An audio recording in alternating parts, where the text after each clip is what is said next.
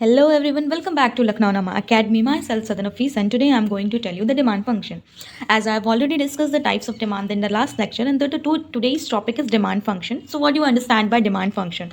Demand function basically the relationship between quantity demanded, ये एक relationship होता है जो कि बताता है कि उसकी क्वांटिटी पर्टिकुलर प्राइस पे उसकी क्वांटिटी डिमांडेड क्या है and the other factors influencing it. मतलब डिमांड फंक्शन स्टैब्लिशेज अ रिलेशनशिप. क्या स्टैब्लिश करता है? एक रिलेशनशिप क्रिएट करता है between quantity demanded and other factors influencing it. दोनों के बीच में जो रिलेशन होता है वो होता है हमारा डिमांड फंक्शन होता है.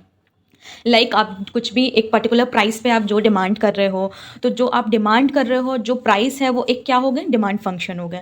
तो प्राइस ही सिर्फ डिमांड फंक्शन कंसीडर नहीं करता है, कई सारे फैक्टर्स होते हैं. प्राइस हो गया. प्राइस सबसे पहली चीज़ तो मेन फैक्टर प्राइस होता है. फिर प्राइस ऑफ रिलेटेड गुड हो गया. फिर टैक्स, गवर्नमेंट टैक्स हो गया. टेस्ट एंड प्रेफरेंस जी से डिनोट करते हैं. फिर टेस्ट एंड प्रेफरेंसेस हो गए. फिर इनकम हो गई. ये सारी चीज़ें क्या होते हैं? अदर फैक्टर्स होते हैं जो एक डिमांड को इन्फ्लुएंस करते हैं. ठीक है. अब यहाँ पे हम पढ़ेंगे कि डिमांड फंक्शन जो होते हैं वो कितने तरीके के होते हैं. अभी आपने लास्ट लेक्चर अगर आपने वॉच किया होगा तो ये मैंने पढ़ाया है उसमें कि डिमांड दो तरीके की होती हैं. एक इंडिविजुअल डिमांड होती है, एक कौन सी डिमांड होती है? मार्केट डिमांड होती है. दो तरीके की डिमांड होती है. तो ऑब्वियस है ये कि दो तरीके के फंक्शन भी होते होंगे. तो सबसे पहले हम ये देखेंगे कि इंडिविजुअल डिमांड फंक्शन क्या होता है. इंडिविजुअल डिमांड फंक्शन बच्चों क्या होता है? Refers to the functional relationship between individual demand and the factors affecting individual demand. ये इंडिविजुअल डिमांड एक रिलेशनशिप क्रिएट करता है इंडिविजुअल डिमांड के बीच में, मतलब एक क्वांटिटी डिमांड के बीच में, जो क्वांटिटी आप डिमांड कर रहे हो और उस इंडिविजुअल डिमांड को जो जो फैक्टर्स इन्फ्लुएंस कर रहे हैं उनके बीच में क्या स्टैब्लिश करता है? एक रिलेशनशिप स्टैब्लिश करता है. और कौन कौन से फैक्टर इंडिविजुअल डिमांड को अफेक्ट करते हैं मैंने ये लास्ट लेक्चर में बहुत मेरा इस पर डीप डिस्कशन हुआ है. मैंने बहुत कायदे से इसको बताया है. आप उसको इसलिए मैं कह रही हूँ आप एक बार इसको वॉच कर लीजिएगा. तो basically D X is equal to, हम कैसे डिनोट करते हैं डिमांड फंक्शन को? इस तरीके से हम डिनोट करते हैं. D X is equal to F bracket close bracket open px comma pr y t f. And what is px? Px is the price of the commodity and pr is the price of related good. Related goods क्या होते हैं? एक substitute goods होता है और एक complementary goods होता है. दो related goods होते हैं. ठीक है. y से हम क्या डिनोट करते हैं? Income of the consumer. t से हम क्या डिनोट करते हैं? Taste and preferences. And f से क्या डिनोट करते हैं? Expectation of change in price in future. तो ये सारी चीज़ें हो गई. ये इंडिविजुअल डिमांड फंक्शन क्या होता है. और इंडिविजुअल डिमांड फंक्शन वो होता है जो इंडिविजुअल डिमांड को अफेक्ट करता है, उन्हीं के रिलेशनशिप को डिमांड और उनके फैक्टर्स इन्फ्लुएंसिंग को क्या कहते हैं? हम इंडिविजुअल डिमांड फंक्शन कहते हैं. Okay. And the next is market demand function. Market demand function क्या होता है हम देखते हैं. मार्केट डिमांड फंक्शन जैसे इंडिविजुअल होता है वैसे मार्केट होता है. मार्केट डिमांड फंक्शन देखिए क्या होता है, बताती हूँ मैं. Refers to the functional relationship. कहीं पे भी अगर ये चीज़ें ध्यान दीजिएगा, अगर कहीं पे भी फंक्शन आपको डिस्क्राइब करना है, ठीक है, फंक्शन आपको, चाहे वो डिमांड फंक्शन हो, चाहे इंडिविजुअल डिमांड हो, चाहे मार्केट डिमांड हो, तो ये कीवर्ड है, ये आप इसको ज़रूर यूज़ करिएगा. कहीं पे भी अगर आपको डेफिनेशन उसकी बतानी है कि ये डिमांड फंक्शन क्या होता है, तो बेसिकली डिमांड फंक्शन क्या होता है? एक फंक्शनल रिलेशनशिप होता है. ये कीवर्ड है डेफिनेशन का, इसको याद रखिएगा. Between market demand and the factors affecting market demand. ठीक है. किसके बीच में फंक्शनल रिलेशनशिप होता है? जो मार्केट डिमांड होती है और जो मार्केट डिमांड को जो फैक्टर्स इन्फ्लुएंस करते हैं उनके बीच में फंक्शनल रिलेशनशिप स्टैब्लिश करता है. कौन? Market demand function. ठीक है. अब मार्केट डिमांड फंक्शन क्या क्या उसके फैक्टर्स क्या क्या होते हैं? सबसे पहला पी एक्स इंडिविजुअल का होता है, पी आर इंडिविजुअल का होता है, वाई इंडिविजुअल का होता है, टी इंडिविजुअल का होता है, एफ इंडिविजुअल का होता है, पी ओ इंडिविजुअल का नहीं होता है, ये मार्केट डिमांड का होता है. ठीक है. एस मार्केट डिमांड का होता है, डी मार्केट डिमांड का होता है. ठीक है. अब उसके बाद क्या है देख लीजिए. ये मैंने लास्ट लेक्चर में बताया, तो आई डोंट थिंक सो कि यहाँ पे इतना ज़्यादा इसको बताने की ज़रूरत है. बस आप इतना समझ लीजिए कि डिमांड फंक्शन क्या होता है. एक फंक्शनल रिलेशनशिप होता है, quantity demanded and the factors influencing that demand. Okay. And the next is demand schedule. Demand schedule क्या होता है? पहली चीज़ आपको ये पता होना चाहिए कि डिमांड शेड्यूल मतलब क्या होता है. शेड्यूल क्या होता है? जब हम चीज़ों को टेबल में प्रेजेंट करते हैं. ठीक है. जब हम चीज़ों को टेबल में प्रेजेंट करते हैं, जैसे कि 5 प्राइस पे क्या डिमांड है, 5 प्राइस पे हमारी क्या डिमांड है, 4 पे क्या है, 3 पे क्या है, 2 पे क्या है. तो ये क्या है? एक शेड्यूल है. ओके. तो अब हम डिमांड शेड्यूल एक तो मार्केट डिमांड एक इंडिविजुअल डिमांड शेड्यूल हो गया, एक मार्केट डिमांड शेड्यूल हो गया, दो तरीके के शेड्यूल होते हैं. Okay, so demand schedule is a tabular statement showing various quantities of a commodity being demanded at various levels of price during a given period of time. Demand schedule क्या होता है? एक टैबुलर स्टेटमेंट होता है. Tabular statement होता है जो कि ये बताता है कि क्वांटिटी कितनी डिमांडेड हैं, quantities of a commodity being demanded at various levels of price. ठीक है, एक प्राइस पे मतलब वेरियस लेवल्स ऑफ प्राइस बढ़ रहा है या घट रहा है, उस घटते या बढ़ते प्राइस पे कितनी कमोडिटी की डिमांड एक कंज्यूमर कर रहा है, वो क्या बताता है? डिमांड शेड्यूल होता है. ओके, अब एक मार्केट डिमांड शेड्यूल होता है, एक इंडिविजुअल डिमांड शेड्यूल होता है. इंडिविजुअल डिमांड शेड्यूल क्या होता है? जब आप एक कंज्यूमर की डिमांड को लेते हैं. ठीक है, यहाँ पे देखिए quantity demanded of commodity x, यहाँ पे कमोडिटी एक्स का इंडिविजुअल डिमांड. इंडिविजुअल तो मतलब आपको समझ में आ ही रहा होगा कि इंडिविजुअल मतलब एक अकेला, किसी एक पर्टिकुलर कंज्यूमर की डिमांड को हम ले रहे हैं, तो ये क्या होता है? इंडिविजुअल डिमांड फंक्शन होता है. उसके बाद मार्केट डिमांड शेड्यूल क्या होता है? जब हम कई सारे लोगों की डिमांड को कंसीडर कर रहे हैं. ठीक है, जैसे यहाँ पे देखिए household 1, household B, household A and household B, इन दोनों का समेशन जब हम कर देंगे तो ये क्या हो जाएगा? मार्केट डिमांड शेड्यूल हो जाएगा. ठीक है, ये देखिए दोनों को 1 + 2 3, 2 + 3 5, 3 + 4 7, 4 + 5 9, 5 + 6 11, ये क्या गया? मार्केट डिमांड शेड्यूल हो गया. एंड ऊपर क्या था? Individual demand schedule. ठीक है, अब इसका क्या है? Demand curve. बहुत ईजी है. डिमांड कर्व तो आप लोगों ने पढ़ा ही होगा. डिमांड कर्व क्या होता है? डिमांड कर्व एक ग्राफिकल रिप्रेजेंटेशन होता है. ग्राफिकल रिप्रेजेंटेशन क्या होता है? जब हम किसी भी चीज़ को ग्राफ में रिप्रेजेंट करते हैं, इधर हो गया वाई एक्सिस आपका एंड इधर हो गया एक्स एक्सिस, तो वो क्या हो जाता है? ग्राफिकल रिप्रेजेंटेशन हो जाता है. अब डिमांड को भी हम क्या करते हैं? ग्राफ में रिप्रेजेंट करते हैं. ठीक है, डिमांड. उसके बाद एक इंडिविजुअल डिमांड कब होता है? मार्केट डिमांड कब होता है? इंडिविजुअल डिमांड कब आपका हमेशा बिलो रहेगा मार्केट डिमांड से. इंडिविजुअल ये है तो मार्केट आपका ये रहेगा, क्योंकि market demand function is the summation of individual demand. इसलिए आपका इंडिविजुअल डिमांड मार्केट डिमांड जो रहेगा वो हमेशा is greater than individual demand. ठीक है, तो ये क्लियर हो गया होगा आप, आई होप सब कुछ. एंड नेक्स्ट इज़ वही सारी चीज़ें यहाँ पे बताई हुई हैं. आई डोंट थिंक सो कि ये डिस्कस करने की ज़रूरत है. The next topic is law of demand. Very very important for exam perspective. आपको ये बहुत इंपॉर्टेंट टॉपिक है, एग्जाम में ये पूछता है. ठीक है, तो बहुत ध्यान से सुनिएगा. और लॉ ऑफ डिमांड क्या होता है? Law of demand states the inverse relationship between price and quantity demanded keeping other factor constant. Keeping other factor constant. Law of demand का मतलब क्या होता है? लॉ ऑफ डिमांड हमें ये बताता है कि एक इन्वर्स रिलेशनशिप होता है किसके बीच में? Price and quantity demanded. Price and quantity demanded के बीच में एक इन्वर्स रिलेशन होता है. इन्वर्स रिलेशन का मतलब ये होता है कि ऑपोजिट डायरेक्शन में दोनों चलते हैं. जैसे प्राइस अगर आपका बढ़ रहा है तो क्वांटिटी क्या होगी? कम हो जाएगी. अगर प्राइस अगर कम हो रहा है तो क्वांटिटी क्या हो जाएगी? बढ़ जाएगी. ऑपोजिट डायरेक्शन में चल रहे हैं ये लोग. इसी का लॉ ऑफ डिमांड जो ये आपको ये पूरी डेफिनेशन लिखी हुई है, इसी का ये शॉर्ट में मैंने आपको बता दिया. यही चीज़ें ये पूरी यहाँ पे इन लोगों ने डेफिनेशन में बताई है. एक चीज़ बहुत ध्यान रखिएगा, जब भी अगर लॉ ऑफ डिमांड पूछा जा रहा है क्वेश्चन पेपर में, तो आपको as it is with using same words आपको एज इट इज़ डिस्क्राइब करना होगा अपनी आंसर शीट में. ठीक है, आप एक भी वर्ड इधर उधर नहीं कर सकते. तो एक चीज़ बहुत ध्यान से सुन लीजिएगा, keeping other factors constant citrus paribus. Citrus paribus का मतलब ये होता है कि सिर्फ और सिर्फ प्राइस का फ्लक्चुएशन होगा. प्राइस का फ्लक्चुएशन क्या होता है ये समझ लेते हैं कि प्राइस बढ़ रहा है या घट रहा है, उसके अकॉर्डिंग क्वांटिटी हमारी डिसाइड हो रही है. ठीक है, और बाकी जो भी फैक्टर्स हैं जैसे कि price of related good, government taxation and taste and preferences and income, all other factors are keeping constant. This is what? Ceteris paribus. Ceteris paribus ये कभी कभी एग्जाम में 2 मार्क्स में पूछ लेता है कि सिट्रस पैरिबस क्या होता है, आप बताइए. तो यही होता है सिट्रस पैरिबस. ठीक है, लॉ ऑफ डिमांड का बहुत इंपॉर्टेंट कॉन्सेप्ट है ये कि सिट्रस पैरिबस को हम कांस्टेंट ले लेते हैं और बाकी से प्राइस के फ्लक्चुएशन से डिमांड का एडजस्टमेंट होता है. ठीक, और उसके बाद क्या है? Assumptions of law of demand. Law of demand के कुछ अजम्पशंस हैं. Price of substitute goods do not change. वही है अजम्पशंस जो सिट्रस पैरिबस अभी मैंने आपको बताया.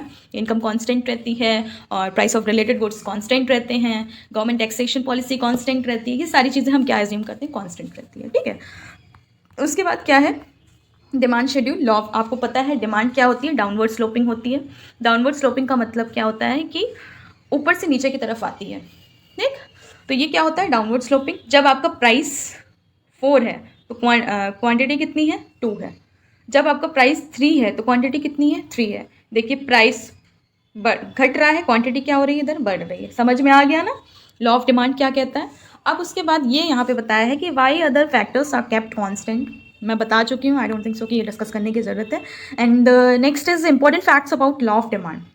लॉ ऑफ डिमांड का इंपॉर्टेंट फैक्ट्स क्या है? इन्वर्स रिलेशन होता है, आपको पता है इन्वर्स रिलेशन होता है प्राइस एंड क्वांटिटी डिमांडेड में, बहुत अच्छे से पता है। क्वालिटेटिव नॉट क्वांटिटेटिव, क्वालिटेटिव होता है, क्वांटिटेटिव नहीं होता। क्वालिटेटिव एंड क्वांटिटेटिव का मतलब क्या होता है? क्वांटिटी नहीं बताता है ये लॉ ऑफ डिमांड, एक क्वांटिटी नहीं बताता है, क्वालिटी बताता है। क्वालिटी का मतलब ये होता है कि डायरेक्शन बताता है कि हमारा डिमांड कर्व अपवर्ड जा रहा है या डाउनवर्ड जा रहा है, ठीक है।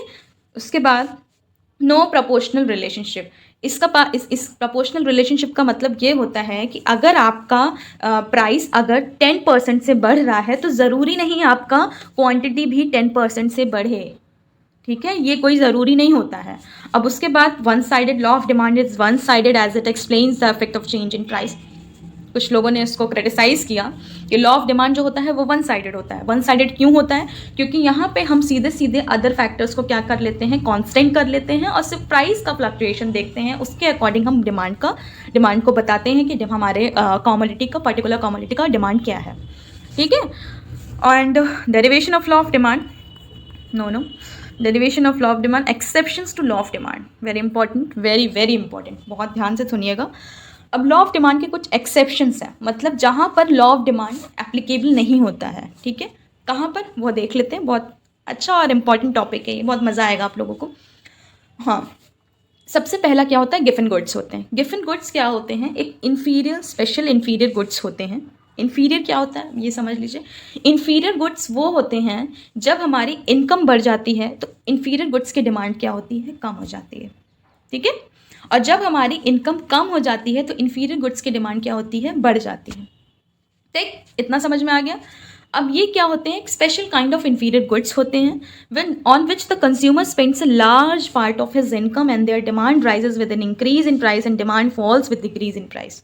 बहुत अच्छा है ये, देखिए यहाँ पे बताया है कि इनकी जो डिमांड होती है वो जब इनका प्राइस बढ़ता है तो इनकी डिमांड क्या होती है? बढ़ जाती है, ठीक है। अब इनका जब प्राइस कम होता है तो इनकी डिमांड भी क्या होती है? कम हो जाती है, ठीक।